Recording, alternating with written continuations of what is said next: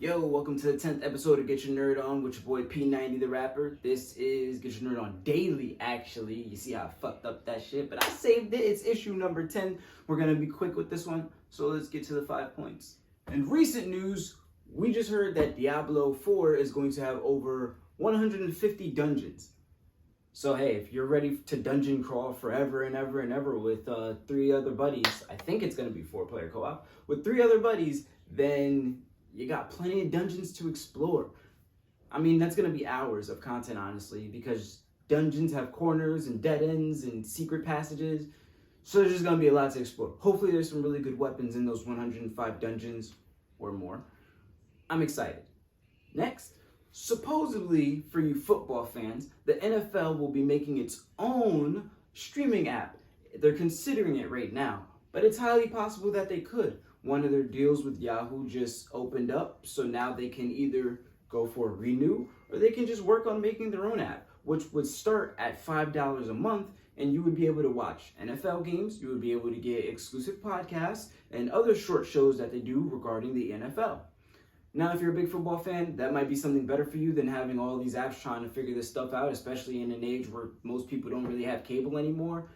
It'll be great for me because I ain't buying my cable box. Like, I will literally just go to my friend's house on the Super Bowl only if that's what it comes to. Like, I love my team, but I ain't trying to watch NFL, anime, TV, read manga. It's just a lot of shit, bro. Too much shit. So as many of you know, Disney Plus had added parental controls. Now, with those parental controls, you would think that maybe people would use them or they would encourage them more and they wouldn't try and like recensor anything, right? I mean, what would they have to recensor? I don't know. The scene in Falcon and the Winter Soldier, you know, the one where there's a guy laying down bleeding out of his mouth and blood on his chest. Yeah, there's no more blood in that scene. It just looks like maybe he fell and he just hurt his back and he just doesn't want to get up. And then there's the other one where someone got impaled by a pole, but guess what? The pole doesn't impale them. Instead, it just looks like it hits the fuck out of them, and then they're just like really injured and possibly have died from it. I don't know. But instead of just changing that and saying, hey, this is TV with gore, nah, now it's just, we're gonna bring it down to TV 12 or whatever it is that's under 13.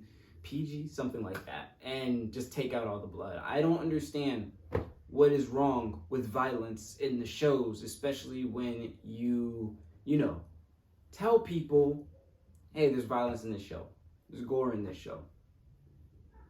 Hopefully that doesn't mean anything going forward for Disney. Have you been stealing iPhones and bringing them to Apple, hoping that they would do something about it? Where they did do something about it? Like unlock it maybe? Or give you a new phone? Well, that doesn't work anymore. Apple's cracking down on people bringing in lost and stolen iPhones without providing proper ID for the phones and showing proof of purchase. And now they're just saying, nope, if you come up with a phone and it comes across our screen as stolen, lost, and you can't prove any type of way that that is your stolen or lost phone, they're just gonna turn you away.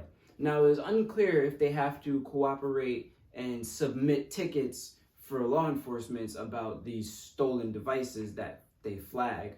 But for now, they just won't be helping anyone out who comes in with a said to be stolen or lost phone.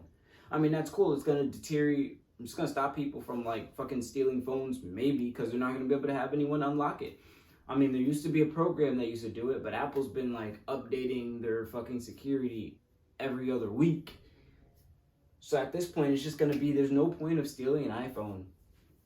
And that's probably really good for people. Maybe people will just be like, oh, you lost this iPhone. I realize I can't steal it. Here. This last one is a big spoiler for people who read Batman. I just wanted to use my pops, so I just pointed at them. But if you are reading the Deathstroke, Shadow War Alpha, that has to do with Batman, mostly Robin, and Deathstroke, and the League of Assassins, or League of Heroes, Secret Heroes. Yeah.